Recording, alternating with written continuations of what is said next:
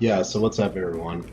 This is Thomas again. I just want to make a long-winded video, I guess, maybe like ranting. But I feel like it's kind of important to really highlight retro community, um, because while they do amazing stuff, like I gotta say, it is really, really nice and awesome that people look back at 20-year-old systems and decide, hey, yo, let's make some, I don't know, fucking cards so we can play anything on it. Or like the way to modify the system to play through HDMI and all that. I feel like there's kind of this like bias, or I guess you could say like some sort of like divide between many people within the retro community. And initially, I didn't notice it, but it took me a little bit after a while to really notice there is a superiority and inferiority sort of aspect when it comes to game. Because like you'll notice sometimes people really, really love to talk about how piracy is bad, don't download this, don't download that, and you see it from tons and tons of YouTubers where they have tons and tons of games and they say, this is the way I buy it, this is the way I do it. And they kind of act like ROM downloading and all that is such a hard thing to do, or it's out of reach for consumers, when in fact it's simply just going on the internet, searching a name, adding ROM, and calling it a day. But the thing is, I feel like there is a divide between doing one thing and doing the other. Like you'll see people, I remember when the Retron 5 came out, or any of the Retron consoles, or the multi-system consoles, like you'd see them at Urban Outfitters and all that, and they'd be for pretty good value. Like honestly, I would pick one up if I had the money or something like that. But the problem is that, you know, some people just don't have the money for like a full-on like Nintendo Entertainment System from 1986. Usually you go on eBay for like $100, and like that's the problem. Most people will overvalue that stuff. The best thing I always do when it comes to actually buying stuff online is I always have some sort of rule where I will buy a system only if it's like untested. I won't buy it like from a lot of money, and I won't buy it new, I won't buy it bundled. I have to get it in like a disheveled condition, and I'll usually watch like 5 or 6 YouTube videos on how to fix it. Usually gets me like one for like 10 or 15, 20 bucks, but that shouldn't be the sort of place we're in right now, where we are paying upwards of several $100s for just a regular console that you could probably find at a thrift store for probably like 75% less. And I feel like that is majorly due to the retro community and how they really treat things. And the problem is that not necessarily everyone has the money to really shovel out like $20 to $80 on Panzer Dragoon from 1995. Like, and while that's the case, the problem is that people will notice, hey, that's not a legal option. So they will constantly say, you don't want to go down the illegal route and all that. And it's like, usually there's a couple things that are going on. First off, many of the developers, yes, they'll shut down large sites of ROMs if they include 1 or 2 ROMs they're maybe deciding on re-releasing, but that's usually if there's like batch files and all that. Usually once there's a bunch of batch of every single ROM, they will care. But if it's like 1 or 2, they don't give 2 shits. And I feel like that's out of reach for many people who talk about modding or, you know, retro consoles and all that. They refuse literally to actually talk about the idea that people can easily not be able to get them. And the thing with quantity over time is, I actually went like a week ago to a recycle center. You wouldn't believe, honestly, how many cases of computers that were literally stacked up. Like literally they were mountains of cases. And that got me thinking, if there's mountains of cases, why wouldn't there be mountains and mountains of consoles that people thought were broken? And the problem with that is that because so many people throw these things out and don't give them a second chance at life, usually there's less of them. And not a lot of people have the money to shovel into a console that they're going to sit on a shelf and, you know, add all these modifications to. Many people have like $5 or $10. And I remember before this whole scene of all these sort of people coveting these consoles and saying how great they are and how you don't want to get like an emulator and all that. I remember what they did was they usually typically talked about, you know, the best possible console or the best possible, well, that was after, but back in the day, like if I want at school, what would happen is I could simply go up to someone and I could purchase like a Game Boy Color for like $10. You go online nowadays, if you want one that's just in regular condition, nothing wrong with the screen, like you're looking at $60 to $65 for one of those things.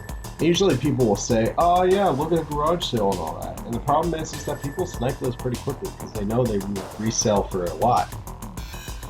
And I think at this point in time, we need to encourage more people to really use emulators and use, you know, emulation systems. Like, yeah, I bought a Sega Saturn, and the only reason I did that was because I couldn't necessarily get a good emulator on my PS3, and I like a little bit of easy use. I like to use a controller and sit back and chill. And many people like, oh yeah, if you're a PC gamer, you should not be playing, you know, like Half-Life 2 on the PS3 because of frame rate, blah blah blah.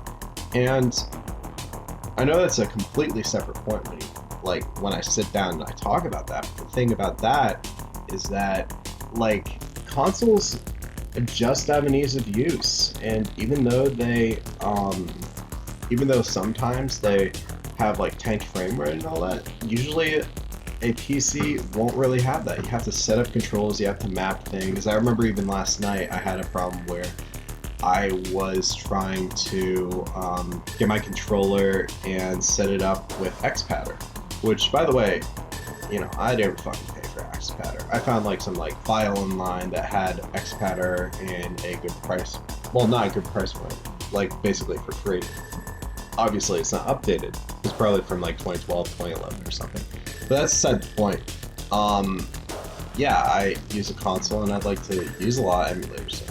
I feel like that's not really the best possible solution, but I feel like it's the most convenient and the most comfortable. Because, you know, normally you have to set up the controllers. If you have a friend, you have to make sure the controllers are synced. It's just a lot of work. But I think the main point is that people seek emulation. And no matter if it's on a PC or there's a random ping or on something else, it all really depends, you know?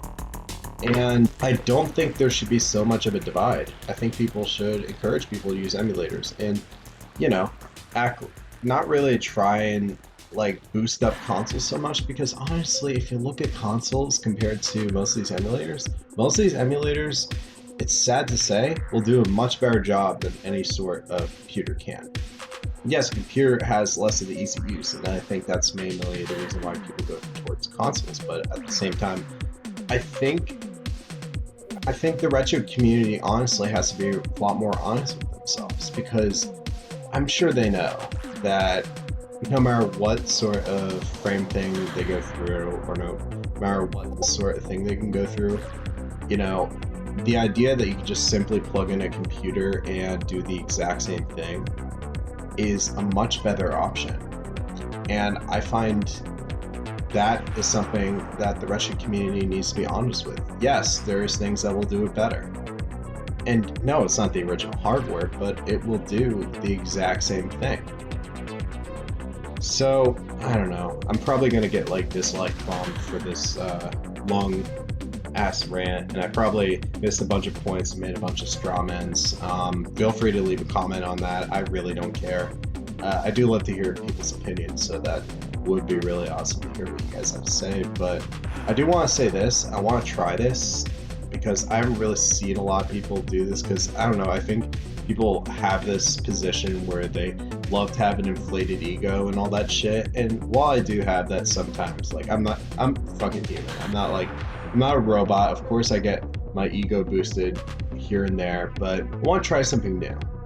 Rather than hitting the like button, I encourage you, I implore you, hit the dislike button. Because I see that, I grew up on 4chan. I feel like, you know, I got kind of high off the idea where people actually disliked me. So please, I implore you, leave a dislike. You can shit on me if you want to. You can say something that's constructive. I love to hear that. But don't click that like button. It doesn't do anything. Just hit that dislike button. I see that as a positive thing in my opinion. And I don't know, it's kind of fun.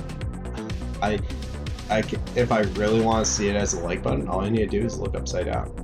And I bet you the other cool thing is that if someone actually got to this point in the video, like 11 minutes or 12 minutes in, I don't know how long it's been by now, but if someone's gotten to this point, I bet my top dollar that they didn't hear me say that and they disliked it anyway, so it would kind of count within the same range, which would be kind of funny. But yeah, hey, thanks for watching. Check out some of my other videos. I do have some really cringe ones from several years ago, but I feel like I bring this out there. By the way, I thought I might as well talk about what's on my screen right now. This is a ROM hack from like 2009 or something like that. I'll leave the file in the description. Again, it's like very off from the original game, and I'm not going to say what the original game is so I don't get like sued or whatever sort of strike thing they have right now. Yeah, download it, check it out.